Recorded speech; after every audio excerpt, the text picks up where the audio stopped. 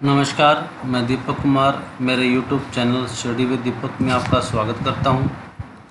आज के इस वीडियो लेक्चर के अंदर हम हमारी 10th की जो पॉलिटिकल साइंस की बुक है उसका चैप्टर नंबर 2 संघवाद, उसका ही लेक्चर नंबर 2 है। तो जैसा कि हमने फर्स्ट लेक्चर के अंदर डिस्कशन है वो किया था कि किस तरीके से संघवाद को परिभाषित किया जा सकता है और संघवाद की कौन सी विशेषताएं मुख्य रूप से मानी जा सकती है। तो इसके अंतर्गत हमने मुख्य 7 जो विशेषताएं थी उसका उल्लेख है वो किया था और केंद्र और राज्य के बीच में एक ऐसी शासन व्यवस्था अपनाई थी जो एक पूरी तरीके से साझेदारी के रूप में जो सरकार और सरकार के कार्य प्रणाली के तहत जो कार्य वो करती है। तो ठीक आज के संदर्भ में आज के इस वीडियो लेक्चर के माध्यम के द्वारा हम ये पढ़ेंगे किस तरीके से भारत में ये संघीय व्यवस्था वो अपनाई जाती है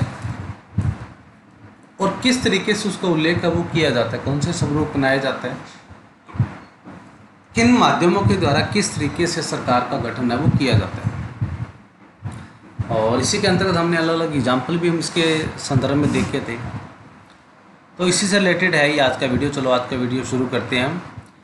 हमने पहले देखा कि बेल्जियम तथा श्रीलंका जैसे छोटे देशों को भी अपने यहाँ की विविधता को संभालने में बड़ी मुश्किलें आती हैं। ज़रा सोचिए कि भारत जैसे विशाल मुल्क में यह काम कितनी मुश्किल होता जहाँ बहुत सी भाषाओं, धर्मों तथा क्षेत्रों के लोग वो रहते हैं। जिस तरीके से हमने संघीय संविधान व्यवस्था के अंतर्गत बेल्जियम और श्रीलंका के बारे में देखा था कि वहाँ आकार और क्षेत्रफल की दृष्टि से बड़े जो छोटे देश है वो पाए जाते हैं और इसी तरीके से वहाँ अलग अलग विविधताओं के देश या शासन प्रणाली इतनी न होते हुए जितनी कि भारत की स्थिति के अंदर पाई जाती है, क्योंकि भारत में विभिन्न धर्मों, समुदायों, कल्चर, संस्कृति के लोग रहने की वजह से इसकी जो जोग्राफिकल और जनसंख्या के स्तर पर अगर देखा जाए तो इन देशों की तुलना में काफ़ी अधिक मात्रा में बड़े देश है वो पाए जाते हैं और यहाँ अलग अलग भाषाओं, धर्मों को मानने और उसका पालन करने वाले समुदाय के लोग रहते हैं। तो जब बेल्जियम और श्रीलंका के अंदर ये विविधताएं हो सकती है और वहाँ बड़ी मुश्किलें आ सकती हैं, तो भारत जैसे विशाल और बड़े देश के लिए इन स्थितियों का सामना करना कोई ज़्यादा मुश्किल कार्य नहीं माना जा सकता कि ये स्थितियाँ भारत के अंदर भी पैदा हो सकती हैं। लेकिन पैदा होने की वजह से उन परिस्थितियों के माध्यम के द्वारा उन स्थितियों से किस तरीके से भारत को अपने आप को अलग कर सकता है या अलग मान सकता है, ये व्यवस्था सबसे इम्पोर्टेंट मानी गई है। तो इसी की वजह से ही ये स्थिति पैदा ना हो, भारत के अंदर संघीय व्यवस्था की स्थापना है वो की गई है। हमारे देश में सत्ता की साझेदारी की क्या आवश्यकता थी, यानी कि केंद्र और राज्य सरकारों के बीच में जो सत्ता की जो साझेदारी है, जब पावर ऑफ पार्टनरशिप है, वो किस वजह किस कारणों से की गई है और भारत के अंदर इसकी आवश्यकता क्यों पड़ी है। तो इन सभी का गठन है और इन्हीं की सभी की विस्तृत व्याख्या इस टॉपिक के माध्यम से दी गई है। आइए संविधान से ही शुरू करें। एक बहुत ही दुखद और रक्त रंजित विभाजन के बाद भारत आज़ाद हुआ। आज़ादी के कुछ समय बाद ही अनेक स्वतंत्र रजवाड़े भारत में विलय वो हो गए थे। भारतीय संविधान में भारत को राज्यों का संघ है वो घोषित किया गया था। तो जब संविधान की शुरुआत से जब इसका वर्णन किया जाता है तो ये जब भारत का विभाजन हुआ था उसके विभाजन की प्रक्रिया थी वो रक्त रंजित स्तर के ऊपर हुई थी, क्योंकि भारत और पाकिस्तान में हिंदू और मुस्लिम के अंदर काफ़ी अधिक मात्रा में जो आंदोलन है वो अग्रेसिव हो गया था, यानी कि उसमें भिड़ंत है वो हो गई थी। और दूसरा, जब भारत में आज़ादी के समय काफ़ी अधिक मात्रा में रजवाड़े जो लोग रहने वाले थे वो काफ़ी अधिक मात्रा में यहाँ पर निर्भर थे और भारत ने संविधान के अंतर्गत वो अपने आप को संघों का राज्य में घोषित कर लिया गया था, यानी कि राज्यों का एक संघ है। सभी राज्यों को बनाने के बाद एक राज्य की स्थापना वो की गई थी। तो इसकी वजह से ही ये सारे के सारे अपने आप के जो कारण थे, फैक्टर थे, वो अग्रेसिव हो रहे थे। इसमें संघ शब्द शायद नहीं आया था कि भारतीय संघ का गठन संघीय शासन व्यवस्था के सिद्धांत पर हुआ था, यानी कि संघ शब्द के अंतर्गत भारतीय शासन व्यवस्था का जो संविधान था वो संघीय व्यवस्था के अंतर्गत इसकी व्याख्या थी वो की गई थी। आइए हमने ऊपर संघीय व्यवस्था की जिन 7 विशेषताओं का जिक्र किया था उनमें फिर से देख ले। हम देख सकते हैं कि ये सभी बातें भारतीय संविधान के विभिन्न प्रावधानों पर लागू होती है। तो हमने अलग अलग तरीके से हमारे जो व्याख्या या उनकी विशेषताओं के संदर्भ में संघीय व्यवस्था के अंतर्गत उनका उल्लेख है वो किया था। उन उल्लेख विशेषताओं की उल्लिखित विशेषताओं के आधार पर भारतीय संविधान का विस्तृत स्वरूप है वो देखा जा सकता है, जिनके माध्यम के द्वारा वो सारे के सारे घटनाक्रम या उनकी विशेषताओं को भारत के संविधान के साथ उसके बैकग्राउंड के साथ जोड़ा जा सकता है। संविधान ने मौलिक रूप से दो स्तरीय शासन व्यवस्था का प्रावधान किया था, संघ सरकार तथा जिसे हम केंद्र सरकार कहते हैं और राज्य सरकार है। यानी कि संविधान संघीय व्यवस्था के अंतर्गत दो तरह की सरकारों की व्यवस्था वो की जाती है, जिसके अंदर एक संघीय सरकार यानी कि केंद्र सरकार, जिसके अंतर्गत हमारे प्रधानमंत्री राज्य प्रमुख है वो माने गए हैं, और दूसरा हमारे राज्य सरकारी मतलब जिसके अंदर हमारे प्रधान प्रमुख है वो मुख्यमंत्री को बनाया गया। तो हमारे दो तरह की ये संसदीय व्यवस्था के अंदर इसकी व्याख्या वो की गई है, यानी कि केंद्र सरकार के अंतर्गत प्रधानमंत्री और राज्य सरकार के अंतर्गत मुख्यमंत्री। केंद्र सरकार को पूरे भारतीय संघ का प्रतिनिधित्व करना होता है, यानी कि पूरे देश की व्यवस्था करने का जो जिम्मेवारी होती है वो हमारे प्रधानमंत्री संघीय व्यवस्था के अंतर्गत उसको सुनिश्चित किया गया है। बाद में पंचायतों नगर पालिकाओं में संघीय शासन व्यवस्था का एक तीसरा स्तर भी जोड़ दिया गया था। उसके बाद हमारी प्रशासनिक व्यवस्था के अंतर्गत पंचायतों और नगर पालिकाओं यानी कि गाँव और शहरों का विकास करने के लिए एक अलग शासन व्यवस्था का तीसरा स्तर भी जोड़ दिया गया था, जिसे ग्राम पंचायत के नाम से जाना जाता है। किसी भी संघीय व्यवस्था की तरह अपने यहाँ भी तीनों तरह की शासन व्यवस्थाओं के अधीन अलग अलग अधिकार क्षेत्र हैं, तो इसी के अंतर्गत अलग अलग जो क्षेत्र निर्धारित किए गए हैं, यानी कि केंद्र सरकार, राज्य सरकार और प्रांतीय स्तर पर स्थानीय स्तरों के लिए। संविधान में स्पष्ट रूप से केंद्र और राज्य सरकारें के बीच विधायी अधिकारों को तीन हिस्सों में बांटा गया। ये तीन सूची इस प्रकार है। इनकी मुख्य रूप से बांटने करने के लिए विभाजित करने के लिए तीन सूचियां बनाई गई है, जिसके माध्यम के द्वारा इनका उल्लेख है वो किया गया। तो ये तीन सूचियां या तीन विषय वो कौन से जिसके अंदर अलग अलग जो सूचियां बनाई गई। सूचियां का मतलब होता है कि ऐसी इंडेक्स बना दी जिसके माध्यम से अलग अलग उन मामलों से संबंधित जो पक्ष है वो उसी से संबंधित है या उसी पक्ष से लिए जाएंगे। ठीक है, मान लीजिए अगर आपको संघ को एक कार्य सौंप दिया गया कि आपका ये कार्य, तो उसी से संबंधित जो भी निर्णय नीति निर्माता है वो उसी संघ या केंद्र सरकार के द्वारा लिए जाएंगे। राज्य सरकार को जो विषय दे दिए गए इसका माध्यम से इसका मतलब ये है कि जो विषय उनको दिए गए उनसे संबंधित जो भी रूल रेगुलेशन बनाने का अधिकार है वो उन्हीं को दिया गया है। तो संघ सूची सबसे पहले आ जाता है हमारा संघ सूची में प्रतिरक्षा, विदेशी मामले, बैंकिंग, संचार, मुद्रा जैसे राष्ट्रीय महत्व विषय वो आते हैं। तो संघ सूची का मतलब है जिन विषयों के ऊपर सरकार को कानून बनाने का अधिकार केंद्र सरकार को है, तो उसके अंदर हमारी रक्षा, विदेशी मामले, दूसरे देश के साथ रिलेशन है, बैंकिंग सेक्टर है, कम्युनिकेशन है, हमारी करेंसी है, ये राष्ट्रीय महत्व के विषय हैं और इनके ऊपर कानून बनाने का अधिकार है वो संघ सूची में विषय माने गए हैं और राज्य सरकार केंद्र सरकार को इसका अधिकार है वो दिया गया। पूरे देश के लिए इन मामलों में एक तरह की नीतियों की जरूरत होती है, इसी कारण इन विषयों को संघ सूची में शामिल में डाला गया। यानी कि एक अच्छी सेंट्रलाइज सुनियोजित प्लानिंग का कार्य वो किया जाता है, जिसके माध्यम के द्वारा ये जो विषय हैं वो संघ सूची के अंदर डाले गए हैं। संघ सूची में वर्णित विषयों के बारे में कानून बनाने का अधिकार सिर्फ केंद्र सरकार को है। इसके अंतर्गत जो कानून बनाने का अधिकार है वो सिर्फ और सिर्फ केंद्र सरकार को दिया गया है। राज्य सूची में पुलिस, व्यापार, वाणिज्य, कृषि और सिंचाई जैसे प्रांतीय तथा स्थानीय विषय के महत्व है। राज्य सूची में वर्णित विषयों के बारे में सिर्फ राज्य सरकारें ही कानून है वो बना सकते हैं। राज्य सूची का मतलब जिनके ऊपर कानून बनाने का अधिकार राज्य सरकारों के द्वारा उसका अधिकार क्षेत्र है वो दिया गया। तो जिसके अंतर्गत पुलिस, व्यापार, वाणिज्य, कृषि, सिंचाई है, ये सारे के सारे विषय वो प्रांतीय स्तर या राज्य सरकार से संबंधित और उन पर कानून बनाने का अधिकार राज्य सरकारों को दिया गया और इसके ऊपर सिर्फ कानून बनाने का और उससे संबंधित पक्ष का उल्लेख करने का अधिकार है वो राज्य सरकार को ही दिया गया। तीसरा हमारा विषय आ जाए समवर्ती सूची। समवर्ती सूची के अंतर्गत जो विषय रह गए हैं उन सभी को इसके अंदर शामिल है वो किया जाता है।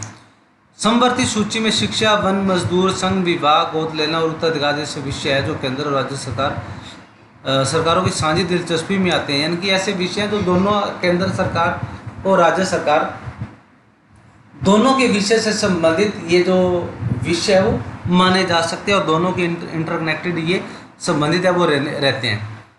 इन विषयों पर कानून बनाने का अधिकार राज्य सरकार तथा केंद्र सरकार दोनों को है, लेकिन जब दोनों के कानूनों को कानून में टकराव हो तो केंद्र सरकार द्वारा बनाए गए कानून ही मान्य होता है। तो समवर्ती सूची के अंतर्गत वे विषय रखे गए हैं जो केंद्र सरकार और राज्य सरकार दोनों कानून अब बना सकते हैं, लेकिन दोनों के बीच में अगर टकराव हो जाता है तो उस कानून के ऊपर मान लीजिए राज्य सरकार कहती है, राज्य सरकार कोई अपना पक्ष रखती है कानून बनाने की और केंद्र सरकार अपना पक्ष रखती है और दोनों में विवाद की स्थिति पैदा होती है, तो केंद्र सरकार द्वारा बनाया हुआ कानून ही मान्य होगा, राज्य सरकार द्वारा बनाया हुआ कानून मान्य नहीं होगा। तो यहाँ ये प्रश्न सवाल उठता है कि जो विषय इनमें से किसी सूची में नहीं आते उनका क्या होगा, फिर कंप्यूटर सॉफ्टवेयर जैसे विषय किसके अधिकार क्षेत्र में रहेंगे, क्योंकि ये संविधान बनने के बाद आए हैं। हमारे संविधान के अनुसार बाकी बचे विषय केंद्र सरकार के अधिकार क्षेत्र में चले जाते हैं, यानी कि इनके अलावा जो भी विषय बच जाते हैं केंद्र और राज्य सरकार के अलावा, यानी कि जो ये तो संविधान बनने के समय काल से इनको शामिल किया गया है। वर्तमान परिस्थितियों के अंतर्गत अगर कोई विषय आते हैं, कोई भी ऐसे विषय जिनका उल्लेख संघ सूची, राज्य सूची और संपत्ति सूची में नहीं दिया गया, तो उसके माध्यम के द्वारा वो सभी के सभी विषय केंद्र सरकार के पास है वो चले जाएंगे। हमने ऊपर देखा कि सबको साथ लेकर चलने की नीति मानकर बने अधिकतर बड़ी संघीय व्यवस्थाओं में साथ इकाइयों को बराबर अधिकार नहीं मिलते, यानी कि दो इक्वल प्रोसेस के माध्यम के द्वारा सभी को बराबर इक्वल अधिकार है वो नहीं मिलते हैं। भारतीय संघ के सारे राज्यों को भी बराबर अधिकार नहीं है, सभी राज्य सरकारों को भी सभी अधिकार बराबर तरीके से नहीं दिया गया। कुछ राज्यों को विशेष दर्जा प्राप्त है। भारत में जम्मू कश्मीर एकमात्र ऐसा राज्य है जिनका अपना संविधान है। चलो अब तो इस बात को हम छोड़ सकते हैं, क्योंकि अभी जम्मू एंड कश्मीर को विशेष राज्य का दर्जा छीन लिया गया और वो एक राज्य न होकर केंद्र शासित प्रदेश, और वहाँ पर ये जो अपना संविधान उसको हटा दिया गया है। लेकिन इसके अलावा कुछ ऐसे और भी राज्य हैं जो केंद्र विशेष राज्य का दर्जा जिनको प्राप्त है, यानी कि विशेष राज्य दर्जा का मतलब यह है कि उनको किसी खास परिस्थितियों की वजह से विशेष महत्व है वो दिया गया, उस विशेष परिस्थितियों के माध्यम से उन्हें कुछ अधिकार है वो दिए गए हैं। इन राज्य में विधानसभा की अनुमति वगैरह भारतीय संविधान में कई प्रावधानों को लागू नहीं किया जा सकता। इन राज्य के स्थायी निवासियों के अतिरिक्त कोई भी भारतीय नागरिक यहाँ जमीन या मकान नहीं खरीद सकते, यानी कि कुछ ऐसे कानून, ऐसे नियम हैं जिनके माध्यम के द्वारा सिर्फ वहाँ के निवासियों के लिए वो चीज़ें निर्धारित है वो की गई है। असल में भारत के कई अन्य प्रदेशों के लिए भी कुछ ऐसे ही विशेष प्रावधान है वो किए गए हैं, कुछ अन्य राज्यों के द्वारा भी ऐसे प्रावधान है वो किए गए हैं। भारतीय संघ की कई इकाइयों को बहुत ही कम अधिकार है। ये वैसे छोटे इलाके हैं जो अपने आकार के चलते स्वतंत्र प्राप्त नहीं बन सके, इन्हें किसी मौजूदा प्रांत में विलीन करना ही संभव नहीं है। यानी कि कई बार विवाद की स्थिति की वजह से ही कुछ राज्यों को विशेष राज्य या केंद्र शासित राज्य का दर्जा वो दे दिया जाता है, क्योंकि कहीं ना कहीं किसी दो राज्यों के बीच में विवाद की स्थिति होने की वजह से ही केंद्र सरकार के द्वारा उस जगह को या उस डिस्प्यूटेड प्लेस को अलग महत्व का दर्जा वो दे दिया जाता है। जिस तरीके से जैसे चंडीगढ़ तथा लक्षद्वीप तथा देश की राजधानी दिल्ली जैसे इलाके इसी कोटि में आते हैं। यानी कि जैसे चंडीगढ़ का एग्जाम्पल लेते हैं। अब चंडीगढ़ के एग्जाम्पल के तहत हम क्या करते हैं, हरियाणा चाहता है कि चंडीगढ़ हमारे के अंदर हरियाणा की राजधानी होना चाहिए, और उसी तरीके से पंजाब चाहता है कि चंडीगढ़ हमारी राजधानी होनी चाहिए। तो इस विवाद की स्थिति से बचने के लिए ही केंद्र सरकार के द्वारा से केंद्र शासित प्रदेश का दर्जा वो दे दिया जाता है। लक्षद्वीप भी यही कारण है और दिल्ली भी इसी प्रदेश के कारण की वजह से ही इस कोटि या इस श्रेणी के अंतर्गत इन्हें शामिल है वो कर लिया जाता है। इन्हें केंद्र शासित प्रदेश है वो कहा जाता है। इन प्रदेशों को क्या कहा जाता है, केंद्र शासित प्रदेश। इन क्षेत्रों को राज्य वाले अधिकार नहीं है, इन इलाकों का शासन चलाने का विशेष अधिकार केंद्र सरकार के प्राप्त है। तो इनको अधिकार या इनका शासन चलाने की इनकी जो सारी शक्तियाँ वो केंद्र सरकार के पास प्राप्त हैं। केंद्र और राज्य सरकारों के बीच सत्ता का यह बंटवारा हमारे संविधान की बुनियादी बात है। तो जिस तरीके से सत्ता का बंटवारा किया जाता है वो हमारे संविधान की बेसिक्स जो बुनियाद उसको माना जा सकता है। अधिकारों के इस बंटवारे में बदलाव करना आसान नहीं है, अकेले संसद इस व्यवस्था में बदलाव नहीं कर सकती।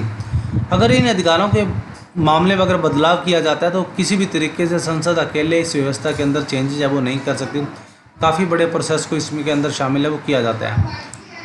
ऐसे किसी भी बदलाव को पहले संसद के दोनों सदनों में 2/3 बहुमत से मंजूर किया जाना चाहिए, फिर कम से कम आधे राज्यों के विधान सभाओं से इसे मंजूर वो करवाना होता है। तो ऐसे इस चीज़ों को बदलाव करवाने के लिए संसद के दोनों सदनों से अलग अलग 2/3 बहुमत से और इसके अलावा आधे राज्यों की विधानसभाओं से इस कानून को लागू करवाने के लिए प्रोसेस को अपनाया जाता है। संवैधानिक प्रावधान और कानूनों के क्रियान्वयन की देखरेख में न्यायपालिका महत्वपूर्ण भूमिका में निभाती है। इन दोनों के बीच अगर न्यायपालिका का उल्लेख किया जाता है तो सबसे महत्वपूर्ण भूमिका न्यायपालिका के द्वारा निभाई जाती है, क्योंकि कई बार विवाद की स्थिति के अंतर्गत न्यायपालिका ही उस पक्ष का उल्लेख है वो करती है।